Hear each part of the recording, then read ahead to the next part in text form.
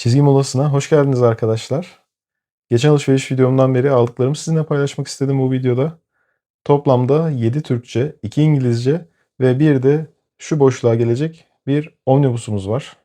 Ayrıca bu ay çok büyük bir İngilizce fasikül kargosu bekliyorum. Bu tür içeriklerden hoşlanıyorsanız eğer abone ol ve beğen tuşlarına tıklamayı unutmayın. Bol örümcekli, bol çarpılı bir alışveriş videosu olacak. O zaman hadi hemen başlayalım. Alışveriş videomuza öncelikle Marmara çizgiden gelen 7 Türkçe ciltle başlayalım. Zaten size Ultimate Spider-Man'i önceki videomda göstermiştim. 2025'ten tavsiye ettiğim Marvel cildi. Marvel serisi. Çizimler çok güzel gerçekten. Marco Cecchetto İtalyan bir çizer. Gördüğünüz gibi böyle bir grafik roman havası var. Çok güzel çizgileri var yani inanılmaz. Ben çok sevdim.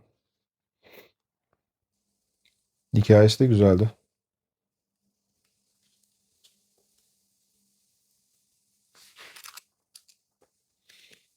Şöyle birkaç panel göstereyim istedim size.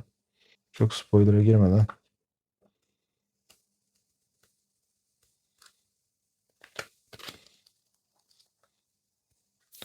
Bunu okudum. Bunlar zaten Aralık ayının sonlarında geldi bana.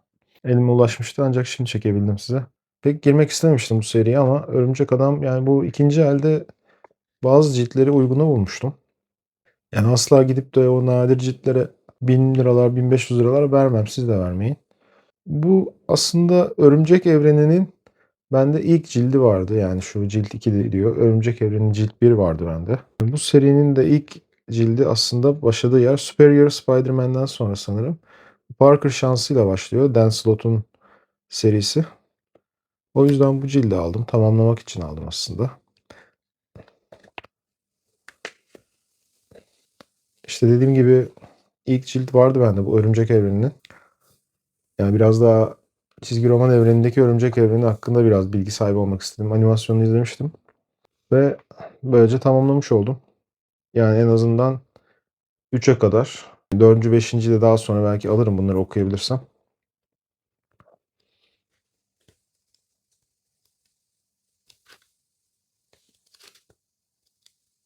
Biraz parlıyor olabilir ama.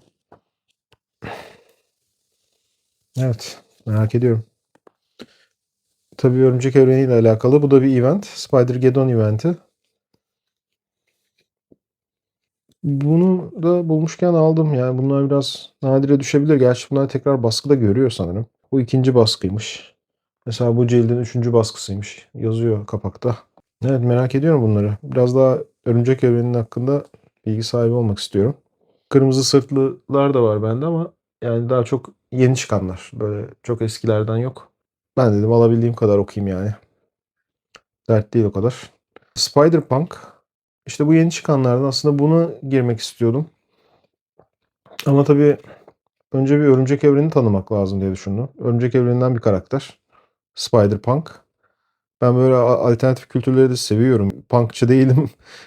Daha çok heavy metal tarafındayız ama merak ettim.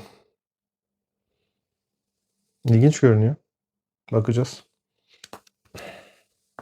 Bu da yeni çıktı ama bu aslında Kırmızı Sırtlı'nın önceden çıkan sanırım ilk ciltlerinin bir araya gelmiş hali. Bayağı kalın gördüğünüz gibi.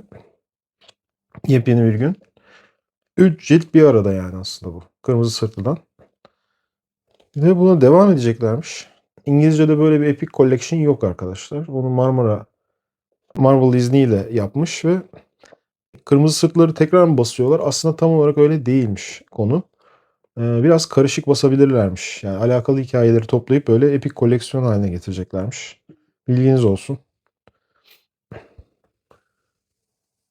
Yani tabii etiket fiyatı da ona göre. Yani en fiyatlı olanlardan biri buydu. Bu ciltler arasında ama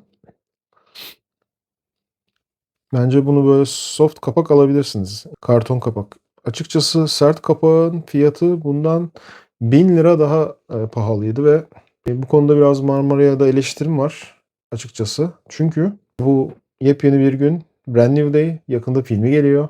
Satma dertleri olacaklarını zannetmiyorum zaten.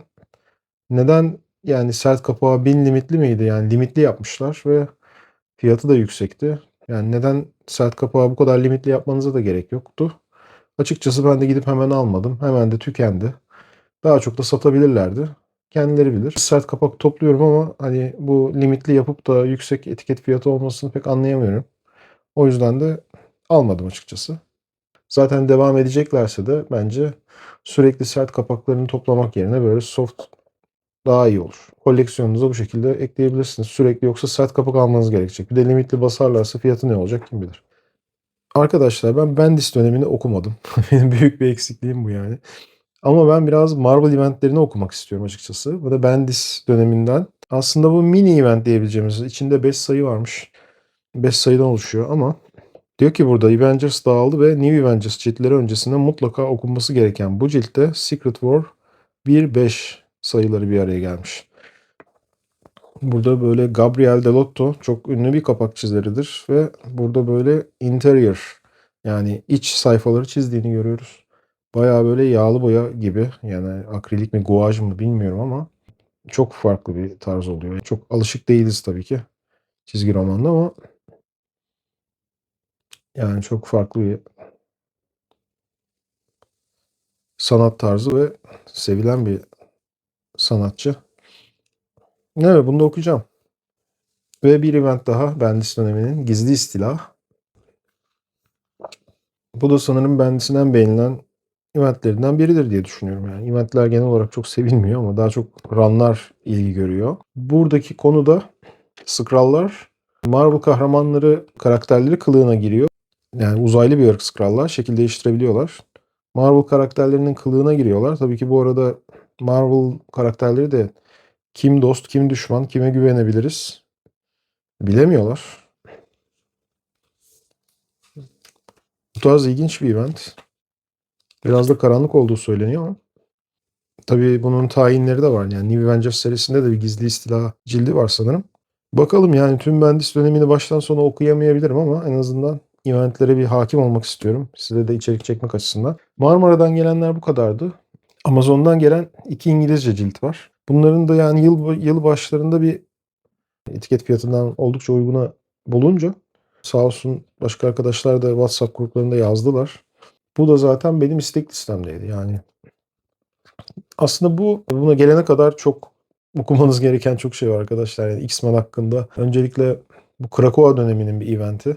Yani Krakoa dönemini ben okumak istiyorum ama daha oraya da gelene kadar çok var aslında. Ve X diye geçiyor. Judgment Day. Avengers, X-Men, Eternals. Eternal yani böyle kozmik seviyede tanrısal varlıklar bazıları öyle düşünebilirsiniz. Filmini de izlemiştim. Çizgi romanlarını çok okuyamadım ama Eternals dünyaya insanları yani mutantları vesaire herkesi yargılamaya geliyorlar.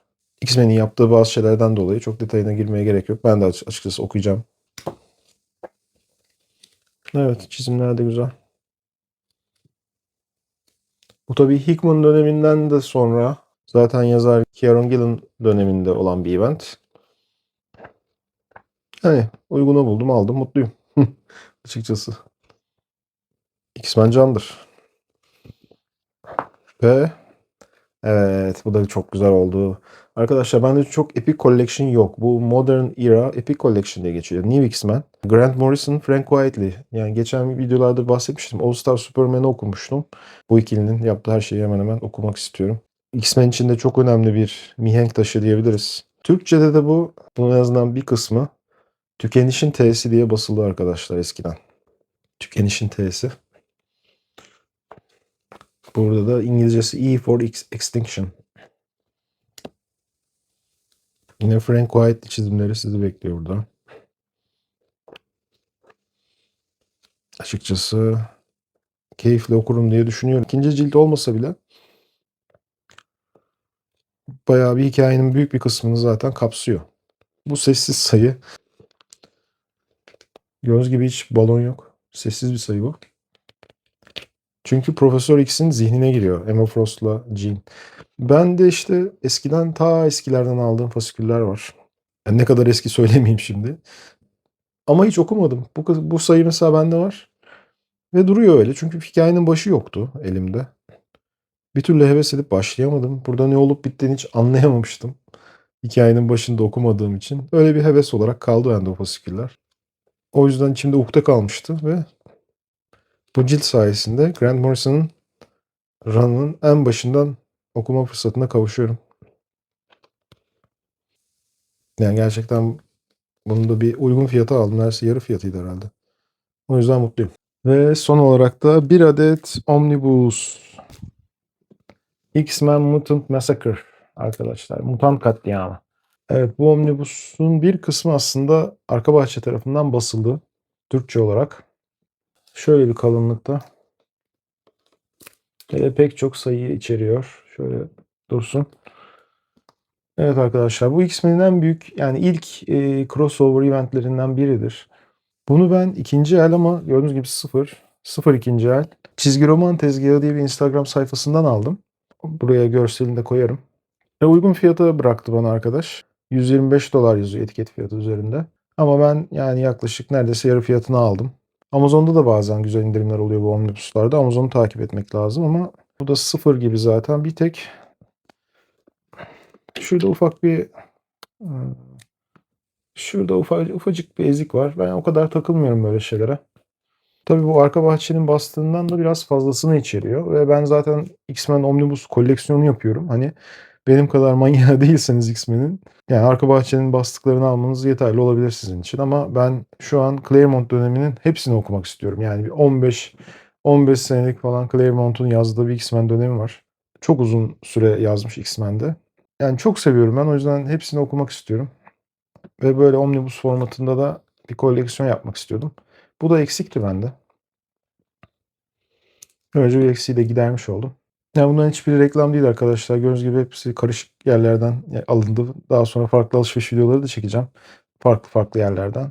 Hani gerçi çok alışveriş yapmama gerek kalmadı. O kadar çok çizgi roman var ki elimde uzun süre bunları okuyup size aktarsam yeterli olur herhalde. Ama yeni çıkanlara da bir arada bir göz atmak istiyorum. Dediğim gibi İngilizce fasiküller gelecek. Çok büyük bir kargo gelecek. O yüzden de evet, yeni videolar için abone olup beğenmeyi unutmayın arkadaşlar. Siz de yoğun geçen gününüze bir çizgi molası vermeyi unutmayın. Bir sonraki videoda görüşmek üzere. Hoşça kalın.